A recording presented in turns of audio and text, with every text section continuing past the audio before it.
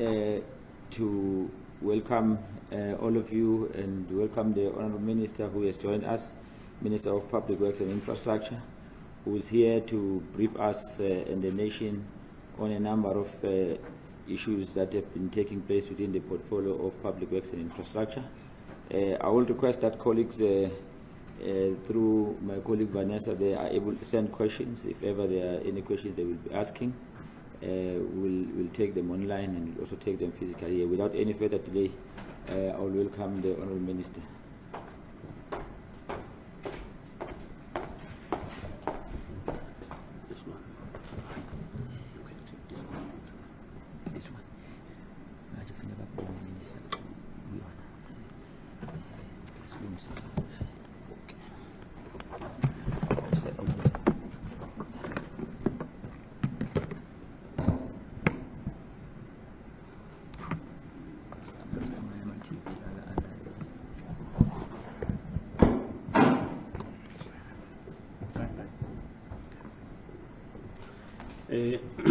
May I take this opportunity to greet all of you. We wish to welcome all of you who have joined us here physically for this media briefing, but we welcome also those who have joined us online. The purpose of this media briefing is to update the nation on how the Department of Public Works and Infrastructure is responding to the national imperatives of economic reconstruction and recovery plan, implementing infrastructure delivery as the flywheel of economy, creating jobs, and transforming and fighting the crime and corruption in the built industry. Our engagement here today comes 3 days after we've convened the MINMEC, a forum where we meet with the provincial MECs of Public Works and Infrastructure. Therefore, in our presentation, we will cover policy issues and direction that are emerging from the drivers of property and infrastructure sector in South Africa. The Department of Public Works and Infrastructure is a key player in economic sector, investment drive, employment and infrastructure development cluster. As part of accelerating the sector contribution to the country's economic reconstruction and recovery plan, the MINMEC endorsed the transformative construction industry recovery plan, which provide a focused approach for the inclusive development of the construction industry. This plan will now be brought before cabinet committees and later be taken to cabinet for approval. The construction industry recovery plan enables us, and it gives us a focus on entire infrastructure delivery and maintenance. Help us to look on the whole value chain. It is also a construction industry-wide plan focusing on the public and private sector. South Africa has a strong core network of national economic infrastructure, yet investment in infrastructure has lagged over the past decade. In addition to reviving the construction sector, a significant infrastructure push will support local manufacturing and other related sectors across the value chain. As a department, we also welcome the post-COVID-19 improvement in the property investment in the country, which has improved by almost 2.8 trillion, as well as for residential, it is 6.7 trillion. This has been released by Property Charter. We will also unveil the full plan soon, as it represents a defining moment in our effort to revitalize the construction sector, encapsulating our unwavering commitment to driving economic prosperity, fostering social inclusivity, and advancing transformation and environmental sustainability. We are putting the building blocks to build a construction industry that does not only meet the demand of our time, but also pave the way for a brighter and a more prosperous future. With regard to effort of the department to assist in the strengthening of the power grid, as we all are aware, we all have put our hands on desk in supporting the effort by our country through the Minister of Electricity in creating energy security. As the Ministry of Public Works and Infrastructure, we met with the Minister of Electricity early this month to discuss the pressing matter of strengthening the electricity grid as the nation continues to deal with issues of power challenges. As a custodian of state properties, we have heightened the need to urgently acquire property for the expansion of ESCOM transmission infrastructure. We are also expediting the expropriation applications for ESCOM servitude. As we wish to also report that we have processed a request by ESCOM for servitude on the land, on the state land in various provinces. We have received 45 requests from ESCOM, and 25 of them have been approved by the Minister of Public Works, and that 25 is equivalent to 143 hectares. The department is also dealing with the request for servitude for portions of land from independent power producers on the state land. The two independent power producers have made applications, which one of that is requesting approximately 19 hectares, and another one is requesting 18 hectares. We are committed to expanding the work, expediting the work of infrastructure development, and releasing available state-owned land for all national programs. In order to quicken the pace on this work, the Ministry of Public Works and Infrastructure, as well as the Ministry of Electricity, have formed a task team to fast-track expropriation applications, identify and address implementation challenges, as well as ensure that we collectively make it easy for ESCOM and energy generators to generate electricity. With regard to the implementation of the strategic project, since the gazetting of the project in 2020, some headways can be reported with a number of projects completed to the value of approximately 4.6 billion.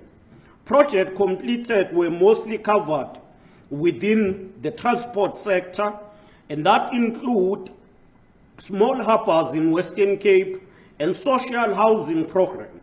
5 out of 12 Sanral gazetted projects and 4 social housing were also completed. Just to take you through some of these, Hull Street social housing project in Northern Cape has been completed. Newcastle Street social housing project, 500 units out of 1,056 have been completed. The Northern Cape Renewable Energy Project has been also completed. Sifako Mahat Health Sciences University, which was a project of student accommodation in Gauteng, has also been concluded.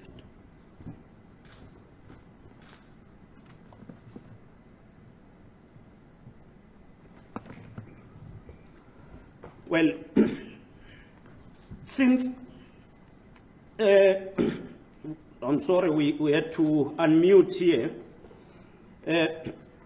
With regard to the SIP 28, which is PV and water saving on government buildings, also known as the Integrated Resource Efficiency and Renewable Program, IRELEP.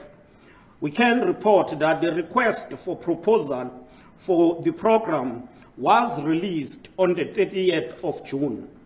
This program contained 4 unique projects spread across the country, with another 3 already packaged and expected to be released shortly. There has been broad interest from the market, with a significant number of potential bidders registering for the program, and more than 90 companies have registered for the first bid window. The first bid window has been extended over a long period to allow government to interact with the private sector and various other stakeholders on features of this program. The program is very important for South Africa, for South African government, as one of the strategic infrastructure projects. We are also working on rolling out not only at national government level, but also this will cover provincial and local government buildings. Furthermore, in the energy efficient space, ISA, which is Infrastructure South Africa, is currently finalizing support for the project preparation of Solar Water Initiative Program, which is SIP 33. Between January of this year and July, the total value of project reported under SIP program are as follows. It is 164 billion worth of projects in procurement stage, as reported by various project sponsors and owners. 245 billion worth of projects are currently under construction. With regard to resolving the blocked and stalled project, since our arrival in the office, we have put at the apex of our priority, turning South Africa into construction site. This process has culminated in us visiting various provinces and projects to assess the implementation of projects and evaluate those that are stalled. These projects include courts, police station, correctional facilities, among others.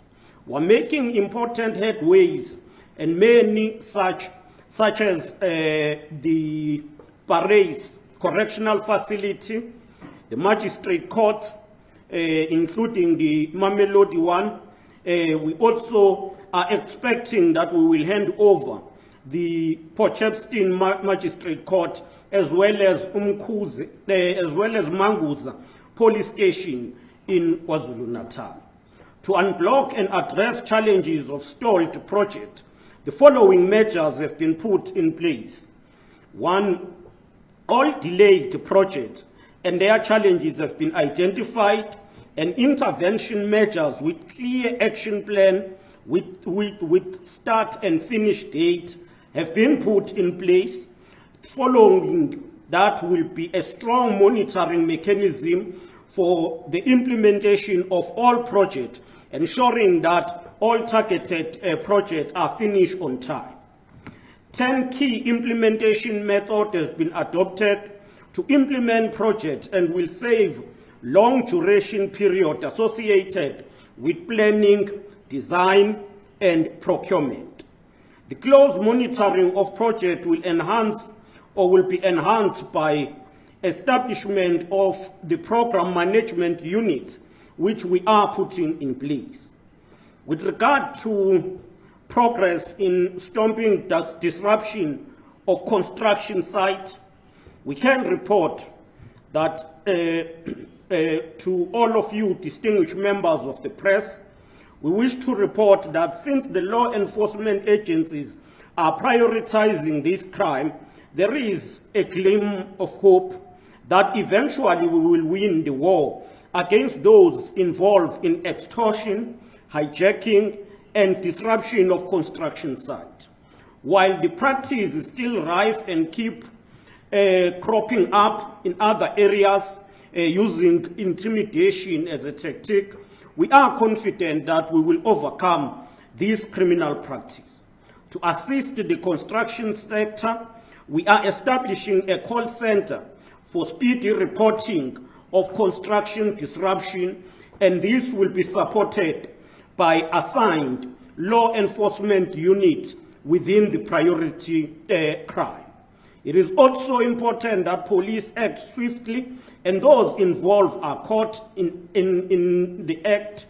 We also are appealing to the construction companies not to be cowed into submission by complying with this criminal conduct.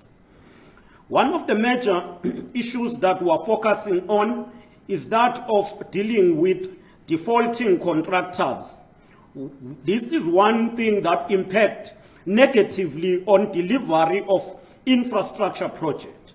We have resolved to stem the tide on rampant corruption by unscrupulous contractors that are stealing government funds through shoddy workmanship and deceitful liquidation.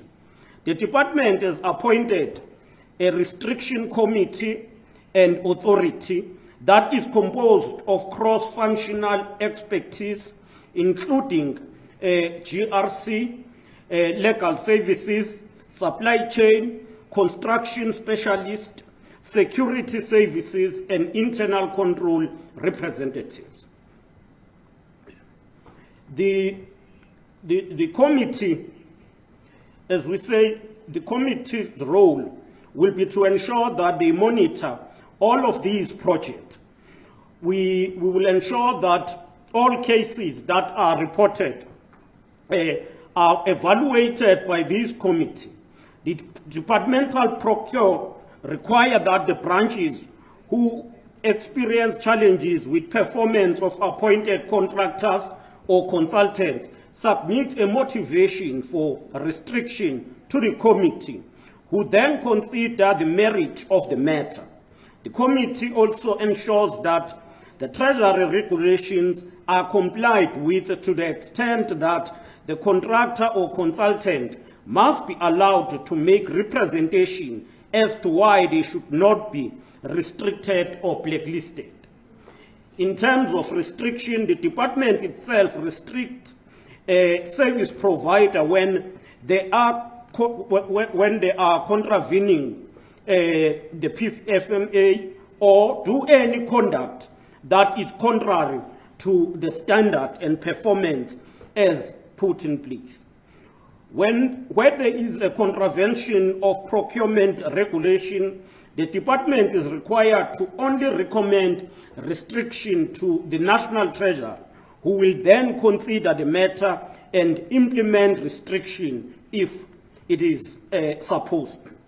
The period for which a service provider can be restricted from doing business with government is up to 10 years.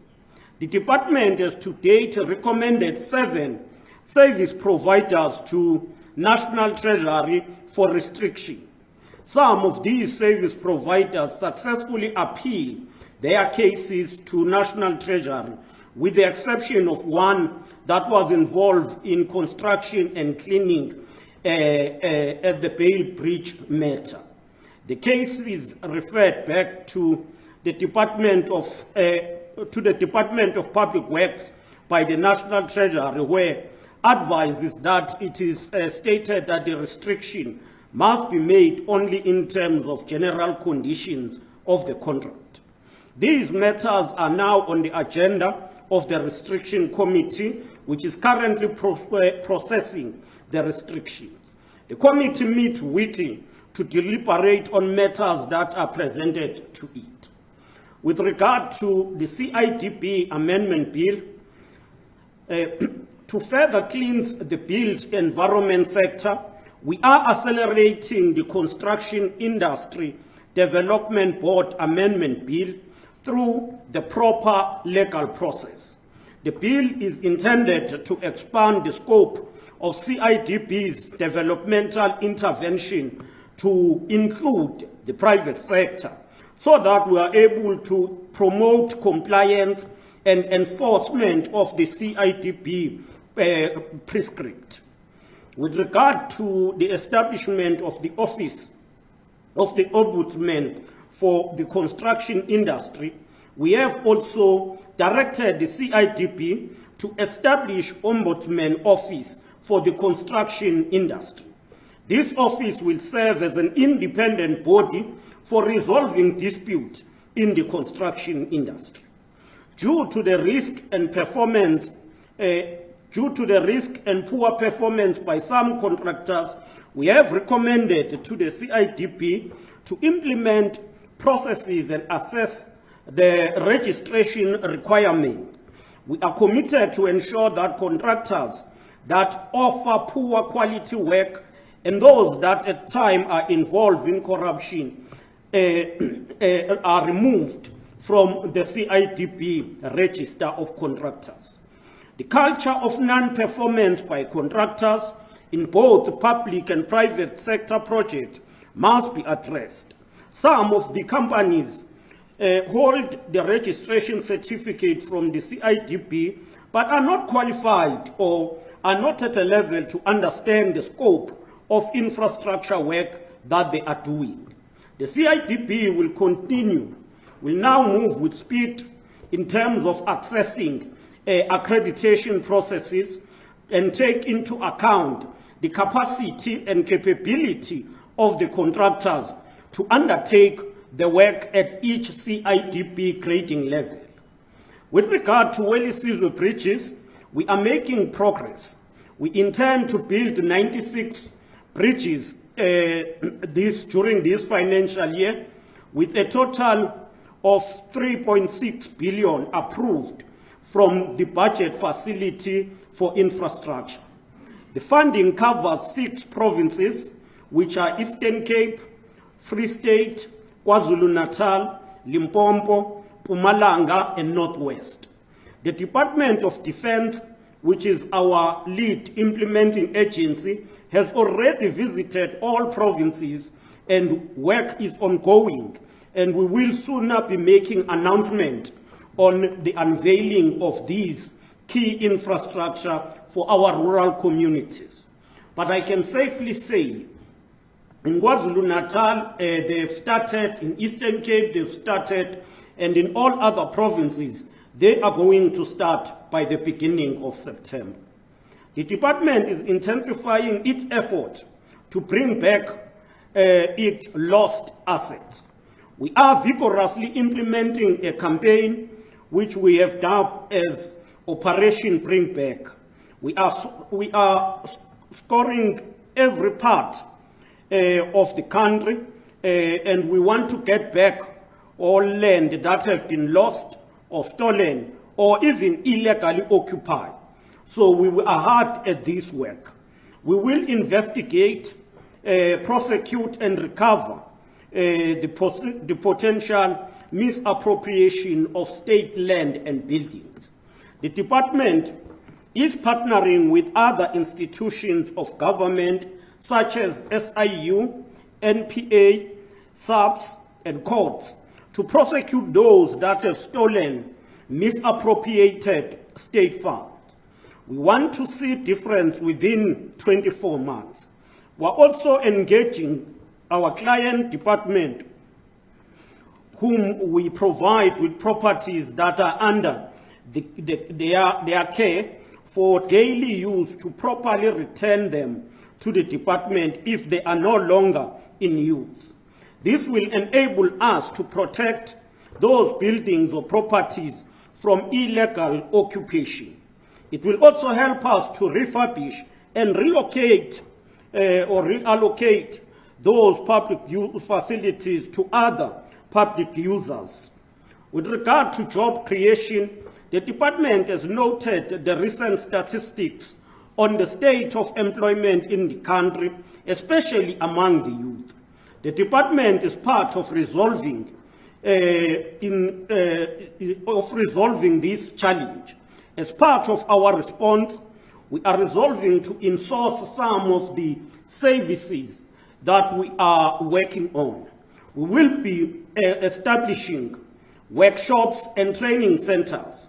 This will improve the upkeep of immovable assets under the custodianship of the department. This insourced model is aimed at utilizing state buildings and infrastructure as a source of employment creation, and we are planning to create 5,000 jobs in the first phase of this program. In addition to day-to-day maintenance, the department is also planning to execute repair and refurbishment as well as minor new work projects under or using the same insourced model. The employment opportunities cut across the entire life cycle of immovable properties, and therefore this will cover the following: electrical engineering, mechanical engineering, carpentry, plumbing, building, painting, welding, boiler makers, ringing, water care technicians, plant and machine operators, civil engineering, pothole repair, horticulture, locksmith. With regard to project delivery element of the department will still be outsourcing certain categories of work to specialized subcontractors. To this end, the department will, in a very deliberate way, specifically target women and youth-owned companies, as well as the companies owned by people who are disabled. With regard to lift replacement and maintenance program, another program that will be rolling out as the department relates to lift replacement and lift maintenance program. This program at this stage is estimated between 600 million to 1 billion rand. Similar to the workshop in source program, there will be a deliberate program of employing women, youth, and in subcontracting also target women, youth, and disabled people. We will launch this program shortly. As we conclude,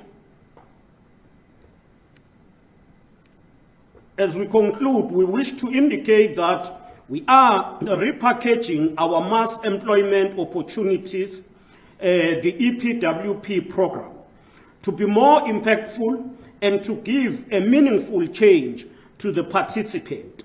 We will be recruiting and training participants to focus on road maintenance, cleaning and environmental management, renewable energy, especially solar program in government buildings, and cleaning of all government buildings. The focus will be on training to ensure that participants gain skills in these areas and are trained to start their enterprises. The impact of the repackage program should be seen in a better maintained public facilities, potholes fixed, and ensure that the environment is cleaned in all areas. The reloaded and repackaged EPWP must lead to the meaningful change in the life of all participants and their contribution to the growth and development prospects of our country. I wish to take this opportunity to thank all of you who have been following us as we detail this report. Thank you.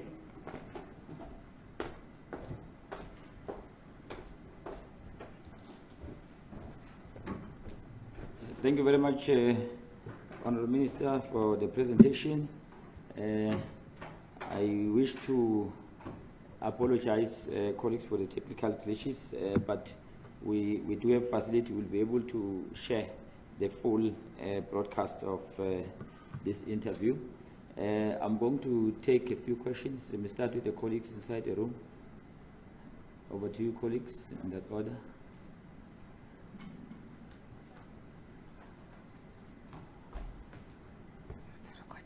Oh, okay. It's a recording. Okay, yeah. You may start with your question. Yeah. Microphone. My name is Ronald Sihle from the Florida Court newspaper. I've got 3 questions in relation to Mamelodi Court development, new Mamelodi Court. My first question is, what was the delay? What was the cause of the delay? I believe it is about 7 years delay. And secondly, does that delay have cost implications? And lastly, in terms of the action plan, when is that court expected to be complete? Thank you. Thank you very much. Next colleague. My name is Zikalala from Santos newspaper. My question is, how will Minister deal with the corrupt officials from the public works? Because I've talked to some of the main contractors on the ground. They've been complaining that some corrupt officials from the public works, they're giving out information to the so-called business forum and the gangsters who came to their house, threatening them, demanding a share. I just want to know, if they report this matter, will the department make assurance of their safety? Because they threaten to kill their families and their loved ones. So I just want to know, how will the minister deal with this thing? And also, ministers have come and go in the public works. They all make promises. We haven't seen, especially here in Manila, we haven't seen one so-called business forum or gangster who was stopping the project being arrested. They've been arrested and are out on bail. How will the department deal with it, making sure that the corrupt officials, like law enforcement and public works officials, be held accountable? Okay, thank you. There being no further question internally, can we check online if there's anything? Online, we do not have any questions so far. However, please note that the computer is muted from the Zoom platform, so please unmute it. Okay. All right. Technology. Apologies again for the technical challenge. Yeah, I have a question. I just want to find out, before public works giving out tenders or projects, do you scan the profile of the company or what? Because nowadays, the so-called people of the business forum and gangsters, criminals are opening business, construction businesses. So do you check the profile of the business and so forth before you submit, before you give a person a tender? Okay, thank you very much. May I invite the minister?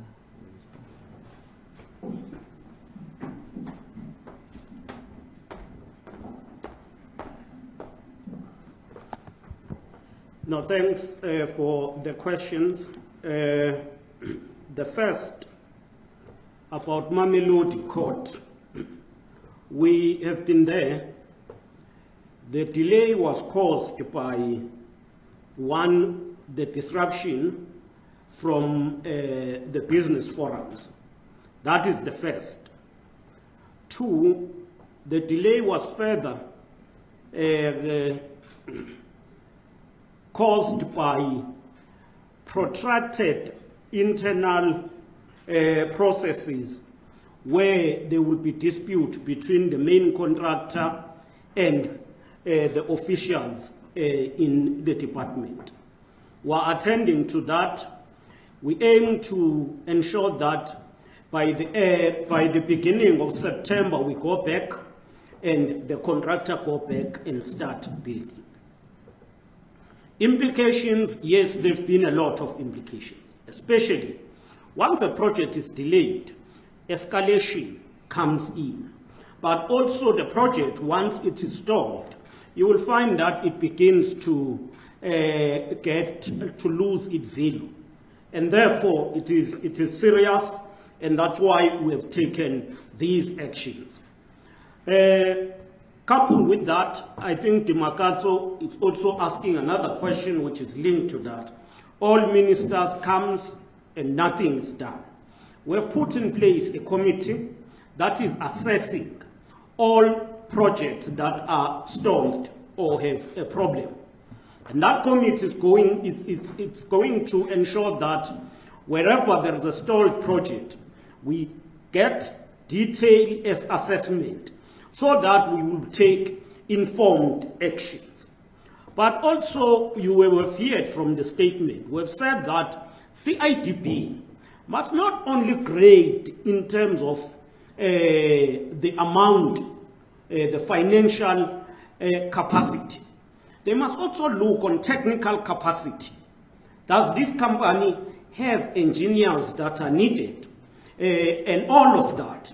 So that will also help us if a bogus company created by the so-called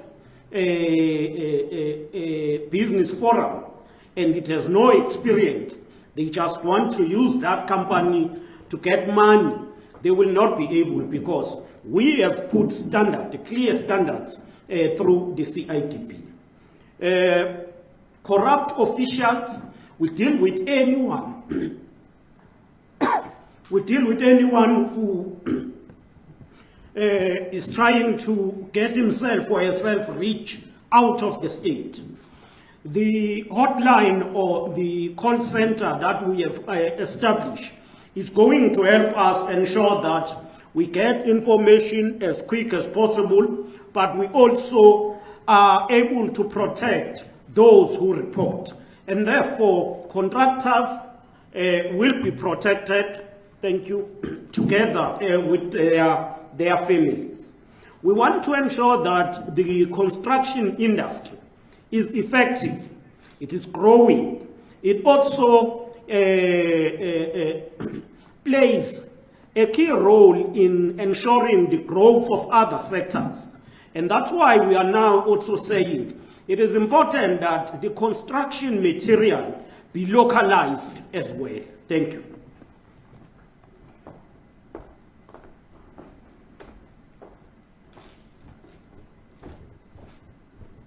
Thank you very much. Just to indicate that the request will process accordingly, the request for follow-up interviews, those that have requested them or are processing them. I get no indication. Is there a question, your question online? Nothing as yet. Okay, it's the last round, so we'll then adjourn. Yes, I think that the minister has just forgotten to provide the date in terms of the action plan when will the mandate expected to be completed. Okay, but I think it's covered on the statement, the entire process, so you will receive it. I think there being no further question, colleagues, we would like to thank you very much. Thank the minister and all the colleagues that have joined, and colleagues from GCIS and all members of the media, those online as well. Once again, we apologize for all the technical issues, and we will share the clean feed broadcast that we have taken here, and also will process those follow-up interviews accordingly. Thank you. We are adjourned.